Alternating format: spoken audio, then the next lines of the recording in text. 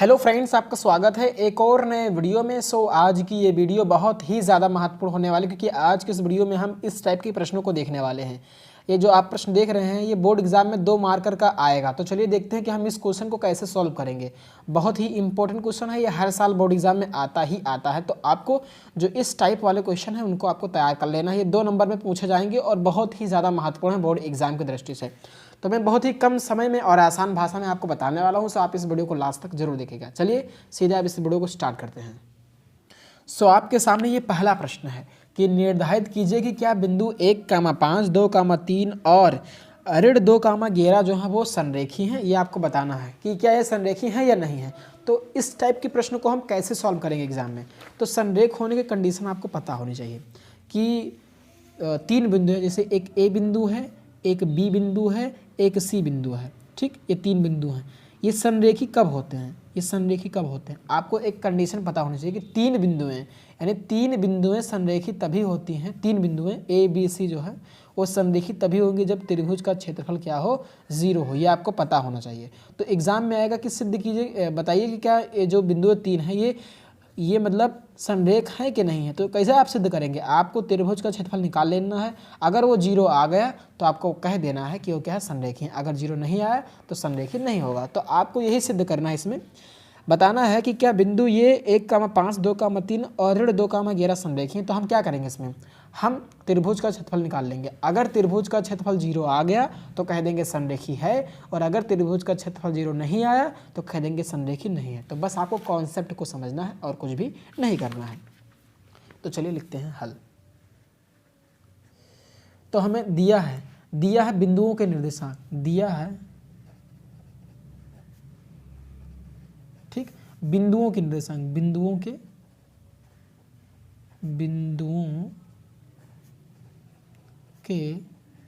निर्देशांक, हमें बिंदुओं के निर्देशांक दिया। कौन कौन से बिंदु, हमने एक को मान लिया ए, एक को हमने मान लिया बी, एक को हमने मान लिया सी। ये बिंदु के निर्देशांक दिए हैं। हमसे पूछ रहा है कि क्या ये संरेखी हैं। चलिए आप इनके निर्देशांक लिख लीजिए। एक ए दिया है 1,5 है, बी दिया है 2,3 है, सी दिया है ऋण 2,11 है, ये दिया है। ठीक, अब हमें बताना है कि ये संरेखी है कि नहीं। तो क्या करेंगे हम, सिंपल सा है, त्रिभुज का क्षेत्रफल निकाल लीजिए। तो इसलिए अगर हम त्रिभुज का क्षेत्रफल निकालेंगे, इसलिए त्रिभुज का क्षेत्रफल आप निकाल लीजिए। त्रिभुज का क्षेत्रफल फार्मूला आपको याद होना चाहिए, 1/2 मन में रिवाइज करना है, x1 ब्रैकेट में y2 ऋण y3 धन x2 y3 माइनस का y1 धन x3 y1 माइनस का y2। ये होता है सूत्र। अब इसी में रख देना है। अगर त्रिभुज का क्षेत्रफल 0 आ गया तो हम कह देंगे ए बी सी जो हमने माना है ये क्या है, संरेखी हैं। चलिए मान को रख दीजिए। तो ये क्या है, ये x1 है, ये x1 है, ये x2 है, ये x3 है, इधर वाला y1 है, y2 है, ये y3 है। आपको पता होना चाहिए। चलिए अब सभी वैल्यू को उठा के इसमें रख दीजिए। चलिए 1/2, x1 का मान कितना है, 1 है। चलिए जल्दी जल्दी रख दीजिए। वैल्यू को आपको बहुत अच्छे से रखना है, इसमें गलती नहीं होनी चाहिए। y2 ये है 3 और y3 कितना है, 11, 3 ऋण कितना 11। चलिए धन लगाइए। x2 मेरा कितना है, 2 है। वैल्यू को आपको आराम से डालना रखना है इसमें। y3 का मान 11 है, y1 का मान कितना है, 5 है। चलिए x3 मेरा कितना है, ऋण 2, तो ब्रैकेट लगाइए, ऋण 2 इसे। अब फिर इधर भी ब्रैकेट लगाइए एक, y1 ऋण y2, तो y1 कितना है, 5 है, और y2 मेरा कितना है, 3 है। बस ये हो गया। अब आपको एकदम अच्छे से कैलकुलेशन करनी है। चलिए 1/2, 1 गुणे 3 में से 11 जाएगा तो ऋण का 8 बचेगा। धन लगाइए, 2 गुणे 11 में से 5 जाएगा तो 6 बचेगा। अब ये प्लस है, ये माइनस है, तो प्लस माइनस माइनस हो जाएगा। ये 2 इंटू 5 में से 3 गया, कितना बचा आपका, 2 बचा। यहाँ पे हमने जो है वो लिख दिया। चलिए 1 बटे कितना हो गया, 2, तो 1 को ऋण 8 से गुणा करेंगे तो ऋण 8 ही हो जाएगा। और धन 6 दूनी कितना, 12, अब माइनस का 2 दूनी कितना, 4। अब देखिए, चलिए 1/2, तो ये प्लस 12 को हमने पहले लिख लिया। अब देखिए माइनस का 8 और माइनस का 4, माइनस का 12 हो जाएगा। समझ में आ रहा होगा आपको। चलिए तो 1/2, ये अंदर कितना बचा, 12 में से 12 गया तो 0 बचा। ठीक, यानी अब 1/2 को 0 से गुणा करेंगे तो 0 ही तो आ जाएगा। तो त्रिभुज का क्षेत्रफल क्या आ गया, 0 आ गया। त्रिभुज का क्षेत्रफल जो है वो क्या आ गया आपका, 0 आ गया।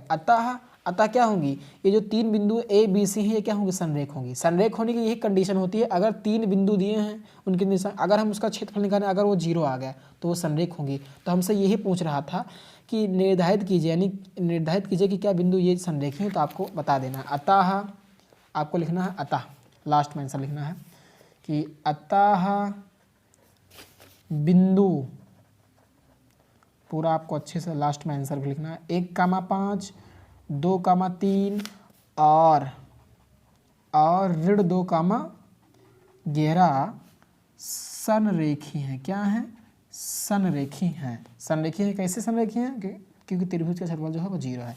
तो इस टाइप के अगर प्रश्न आए कि निर्धारित कीजिए कि क्या ये संरेख है, तो आपको क्या कर लेना है, सिंपल सा त्रिभुज का क्षेत्रफल निकाल लेना है।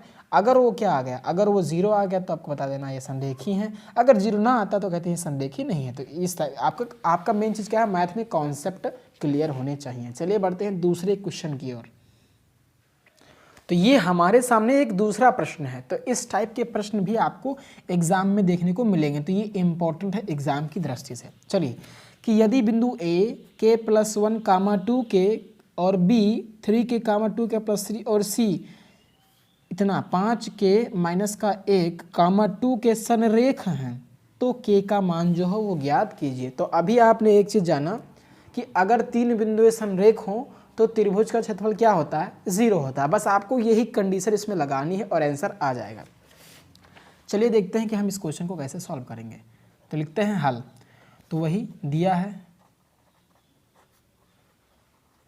बिंदुओं के निर्देशांक, बिंदुओं के निर्देशांक, कौन कौन से बिंदुओं के निर्देशांक दिया है, आपको कॉमा लगाना है इससे और लिखना है ए के +1, 2 के और बी कितना दिया है, बी दिया है 3 के, 2 के +3 और सी मेरा कितना दिया है 5 के -1, 2 के।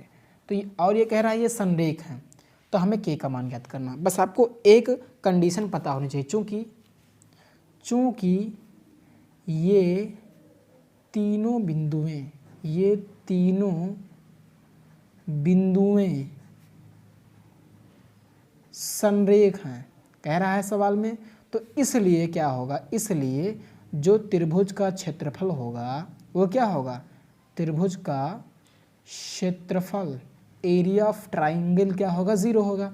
क्यों 0 होगा, क्योंकि ये संरेख हैं। बस आपको यही एक शर्त इसमें लगा देनी और आपका सवाल जो है वो लग गया, समझ लीजिए।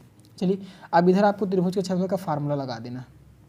चलिए इसके जगह फार्मूला रख दीजिए, 1/2 x1 y2 - का y3 धन x2 y3 - का y1 धन x3 y1 - का y2। तो ये इधर हमें क्षेत्रफल का फार्मूला लगा दिया और इधर ये किसके बराबर है, 0 के बराबर। बस आपको ये लाइन समझ लेनी है, समझ लीजिए आपका सवाल लग गया।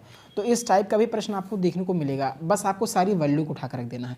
तो इधर वाली ये x1 है, ये x2 है, ये पूरा x3 है, ये y1 है, ये y2 है और ये क्या है y3 है। चलिए इन वैल्यूज को उठाकर इस सारे मान को इसमें रख दे रहे हैं। चलिए 1/2, अब बहुत ही आराम से रखना, इसमें कोई गड़बड़ी नहीं होनी चाहिए। चलिए x1 का मान कितना है, k +1 हमने रख दिया। अब मंझला ब्रेकेट लगाइए। चलिए y2 में से y3 को घटाना है, तो ये y2 है, ये y3। y2 कितना है 2k +3, बहुत ही आराम से रखना है वैल्यू को, कुछ गड़बड़ाए ना। y3 का मान कितना 2k, ओके। मंझले ब्रैकेट का आपको यूज करना है। धन x2 मेरा कितना है 3k है, तो हमने 3k रख दिया, फिर ये ब्रैकेट लगाया। y3 - y1, तो ये y3 है, मैं से y1 घटाया, यानी 2k माइनस का कितना 2k, ये हो गया। अब चलिए प्लस लगाइए, इधर कर रहे हैं, चलिए इधर ही एडजस्ट कर लीजिए। x3 5k - 1, ये x3 है 5k - का 1। अब इधर ब्रैकेट लगाइए, y1 - का y2, तो y1 कितना है 2k है। अब 2k में से हमें माइनस क्या करना है 2k +3, यानी ये 2k +3, इसको हमें क्या करना है ब्रैकेट लगा देना है, माइनस करना है, तो ये हो गया। अब ये पूरे में बड़ा सा ब्रैकेट लगा दीजिए, किसके बराबर है ये 0 के बराबर है। आपको मान बहुत ही आराम से रखना, कुछ इसमें गलतियाँ नहीं करनी है। अगर आप इसमें गलतियाँ करेंगे तो आंसर आपका नहीं आएगा, सही से गलत हो जाएगा। चलिए अब इसी को सॉल्व कर लीजिए, k +1 है, सावधानी सॉल्व करिए। ये 2k, ये प्लस का 2k, ये माइनस का 2k कैंसिल हो जाएगा, यहाँ पे केवल कितना बचा 3 बचा। धन लगाइए। आराम आराम से आपको सॉल्व करना है। 2k में से 2k गया, कितना बचा, 0 बचा, यहाँ पे 0 लिख दिया हमने।